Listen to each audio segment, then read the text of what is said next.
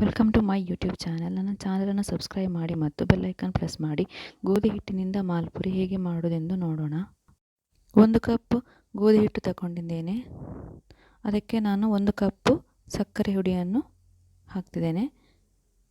ಸಕ್ಕರೆ ಹುಡಿ ಹಾಕಿ ಚೆನ್ನಾಗಿ ಮಿಕ್ಸ್ ಮಾಡಬೇಕು.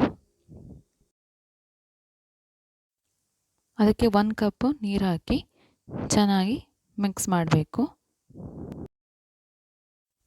ಇದರ ಬ್ಯಾಟರ್ ಈ ಥರ ಇರಬೇಕು. ದೋಸೆ ಹಿಟ್ಟಿನ ಬ್ಯಾಟರ್ ಥರ ಇರಬೇಕು ನೋಡಿ, ಈ ಥರ. ಅದಕ್ಕೆ ಸ್ವಲ್ಪ ಏಲಕ್ಕಿ ಪೌಡರ್ ಹಾಕಬೇಕು ಮತ್ತು ಏಲಕ್ಕಿ ಹಾಕಿ ಚೆನ್ನಾಗಿ ಮಿಕ್ಸ್ ಮಾಡಬೇಕು.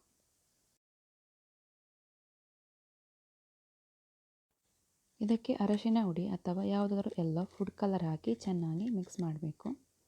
ಅರ್ಧ ಗಂಟೆ ಇದನ್ನು ನೆನೆಯಲು ಇಡಬೇಕು. ಒಂದು ಪ್ಯಾನಿಗೆ ಸ್ವಲ್ಪ ಎಣ್ಣೆ ಹಾಕಿ ಅದನ್ನು ಒಳ್ಳೆ ಕಾಯಲಿಕ್ಕೆ ಇಡಬೇಕು.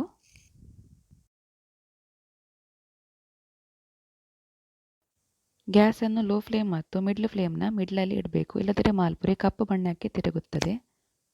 ಒಂದು ಸೈಡು ಒಳ್ಳೆ ಯೆಲ್ಲೋ ಕಲರ್ ಬರೋ ತನಕ ಫ್ರೈ ಆದ ನಂತರ ಇನ್ನೊಂದು ಸೈಡ್ ಟರ್ನ್ ಮಾಡಬೇಕು.